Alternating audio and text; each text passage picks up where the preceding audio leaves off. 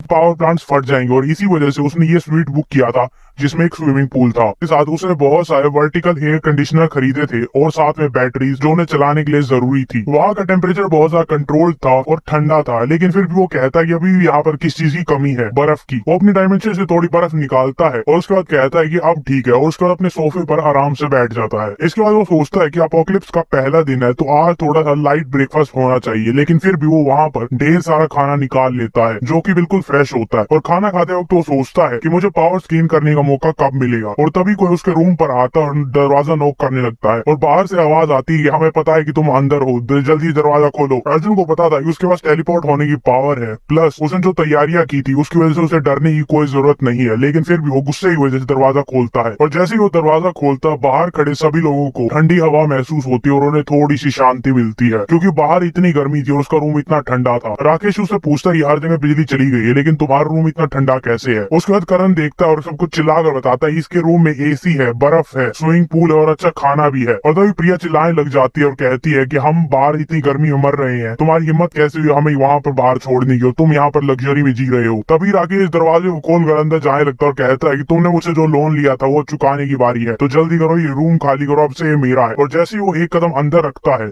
उसके पेट में गोली लगती है और उसे यकीन नहीं होता कि उसके साथ क्या हुआ। वो अपने पेट पर घाव को देखता है जहां पर गोली लगी थी, और इसी के साथ अर्जुन उसे वार्निंग देता है अगर तुमने एक कदम भी आगे बढ़ा तो तुम जरूर मरोगे। और सब लोग हैरान हो जाते हैं और उनके मन में बस यही चल रहा होता है क्या सच में इसके पास गन है। और तभी राकेश गुस्से से आगे बढ़ने लगता है और कहता है कि तुम्हारे पास ये गन कहाँ से आई। तभी एक और गोली की आवाज आती है और राकेश जमीन पर गिर जाता है। इसके बाद अर्जुन उन सबको बोलता है कि जिसको भी मरना है वो यहाँ पर रह सकता है, तुम्हारे पास 3 सेकंड का टाइम है, जो भी मुझे यहाँ पर दिखेगा उन सबको गोली लगेगी। और इसी बीच होटल के लॉबी में रवि वेटर से आर्ग्यू कर रहा होता है इतने बड़े होटल में खाना क्यों नहीं है, आखिरकार सारा खाना कहाँ गया, क्या तुम उसे छुपा कर रख रही हो। और वो कहती है कि हमें रिसेंटली कुछ बहुत बड़ा ऑर्डर मिला है जिसकी वजह से सारा खाना खत्म हो गया है और बाकी सारा खाना आज आने वाला था, लेकिन इतनी गर्मी की वजह से वो डिलीवर नहीं कर पाए। और इसी बीच सुरेश वहाँ पर सबसे ज्यादा पावरफुल था तो वो सारा पानी अपनी बॉडी पर डालने लगता ताकि वो अपने आप को ठंडा कर सके। और तारा वो कहता है ये होटल में जितना भी पानी है वो यहाँ पर लेकर आओ। और ये सब देखकर बाकी सारी फैमिलीज और जो नॉर्मल इंसान थे वो गुस्सा हो जाते और वहाँ पर एक लड़ाई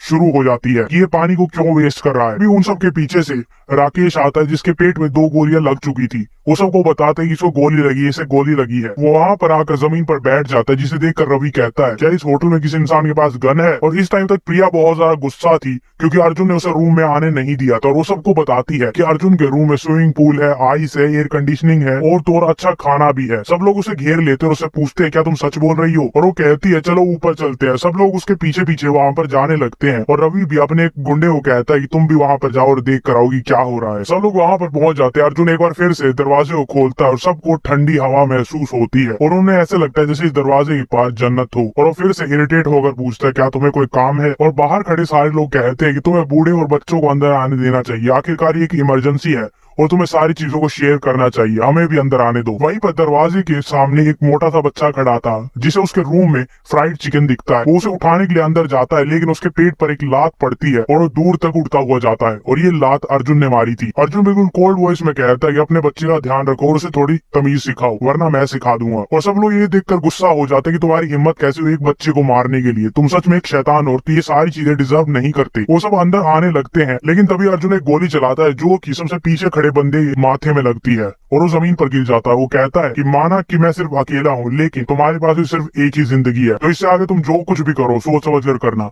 और उसके मन में चल रहा होता है ये हो सकता है ये सिचुएशन खतरनाक लग रही हो लेकिन अब भी मेरे पास डायमेंशन में कूद कर टेलीपोर्ट करने की पावर है। और नीचे होटल में राकेश मर चुका था और उसे लोग बाहर फेंक देते हैं क्योंकि गर्मी की वजह से उसकी बॉडी सड़ने लगी थी और वहां से बदबू आ रही थी। और ये सब देखकर उसका भाई बहुत ज्यादा गुस्सा होता है और कहता है कि हमें अर्जुन को मारना ही होगा, मुझे उससे बदला लेना है। और इसी बीच अर्जुन के रूम के सामने प्रिया और उसकी दोस्त बिल्कुल पसीने में हो रखी है और वो अर्जुन को सेड्यूस करने की कोशिश करती है और कहती है कि अगर तुम हमें अंदर आने दोगे तो हम तुम्हारे साथ डांस कर सकती हैं। अर्जुन कहता है अगर तुम इतनी ही ज्यादा उतावली हो मेरे साथ काम करने के लिए और डांस करने के लिए तो क्यों ना मैं तुम्हें कुछ काम दूं। वो दोनों ये सुनकर खुश हो जाती है फाइनली वो हमें अंदर आने देगा। लेकिन जैसे ये होता है तभी पीछे से करण आता उन्हें धक्का देते हुए अर्जुन के पास जाता उसे पकड़ने लगता है, लेकिन उसके चेहरे पर एक मुक्का लगता है। वो वापस आकर उन दोनों लड़कियों पर गिरता है और इन तीनों को कहता है कि दफा हो जाओ यहाँ से, अगर दोबारा मुझे यहाँ पर दिखाई दी तो जो मशीन इंस्टॉल हुई ये सारा काम खुद ही कर देगी। तभी होटल के बाहर रेस्क्यू टीम आती है, जो कि एक स्पेशल व्हीकल में आई थी, जो कि इस टेम्परेचर के लिए बना था और इस कंडीशन के लिए बना था, और उसमें से सारे soldier special heat resistant suit पहन कर आए थे। वो एक इंसान का नाम लेते हैं, वो अपने आप को इंट्रोड्यूस करता है और उसे कहते हैं कि जल्दी से ये सूट पहन लो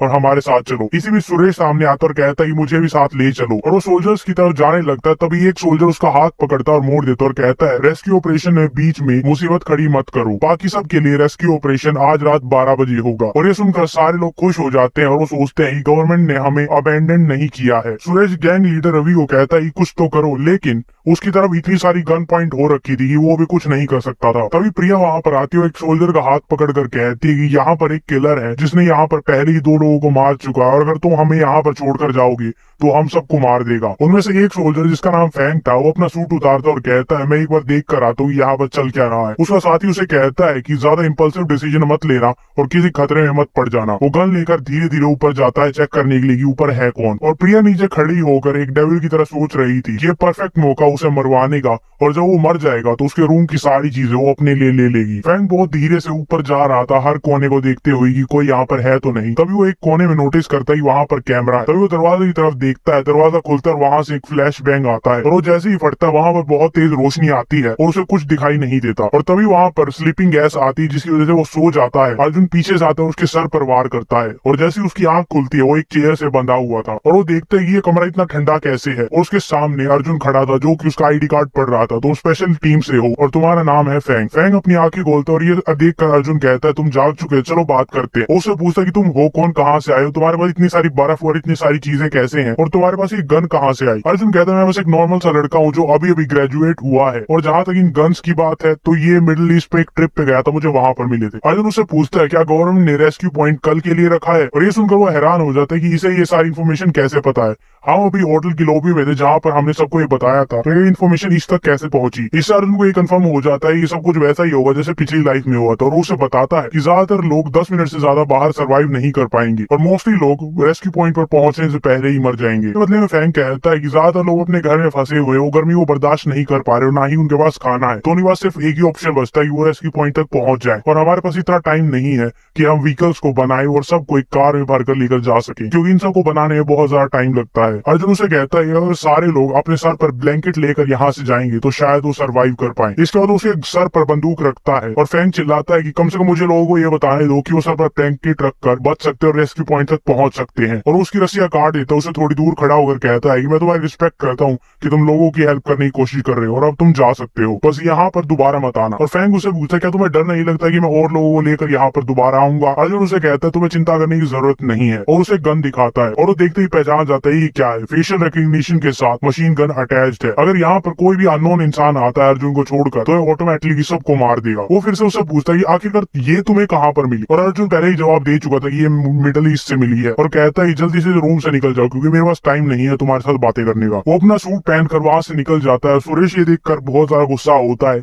कि आर्मी वाले भी इससे नहीं निपट पाए। इसी के साथ वो गैंग लीडर रवि को थप्पड़ मारता और कहता है कि तुम भी नाकारा हो, तुम भी कुछ नहीं कर सकते। उसका जूनियर उससे पूछता है कि बॉस हम कब तक इसे बर्दाश्त करेंगे, और वो कहता है कि जब तक हम रेस्क्यू नहीं हो जाते इसके खिलाफ जाना अच्छा नहीं होगा, क्योंकि हमें रेस्क्यू होने के लिए कनेक्शंस की जरूरत है, और यही मोटा हमारे लिए सबसे बड़ा कनेक्शन है। तभी वहाँ पर अर्जुन आता और उन्हें कहता है कि इतने मुश्किल टाइम में भी तुम दोबारा स्टेबिलिटी लाने की कोशिश कर रहे हो। ये देखकर उसका गुंडा गुस्सा हो जाता है, लेकिन वो उसे रोकता है, और रवि उससे पूछता है कि तुम यहाँ पर क्यों आए हो, और अर्जुन उसे बताता है कि मैं यहाँ पर नेगोशिएट करने आया हूँ, और उसके बाद उसे एक बाल्टी दिखाता है जिसमें एडिबल आइस थी। ये देखते ही उसका गुंडा सोचता है कि बॉस क्यों ना हम इसे मार दो और इसके रूम में जो भी चीजें हैं वो सारी चीजें ले ले। लेकिन तभी अर्जुन गन निकालता और वो ये इस आइडिया को वहीं पर ड्रॉप कर देता है। रवि कहता है क्यों ना हम बिजनेस के बारे में बात करें, और अर्जुन उसे वो आइस दे देता है, और वो जब खाते हैं तो उन्हें रियलाइज होता है कि ये बर्फ कितनी ज्यादा टेस्टी है। और बर्फ खाने के बाद रवि को भी लगता है क्यों ना हम इसे मार दें और इसकी सारी चीजें खुद ले लें, लेकिन वो वेट करता है पहले हम इसकी डिमांड सुन ले, इसकी कंडीशन पूरी कर ले, मौका आने पर इसे मार देंगे। लेकिन तभी वहां पर सुरेश आता है और रवि के पेट में लात मारता और कहता तुमने उसे बर्फ छुपा कर रखी थी, आज के बाद अगर वो कोई सामान छुपा कर रखोगे तो मैं तुम्हें जान से मार दूंगा। अब रवि का गुस्सा बढ़ने लगता है। लेकिन तभी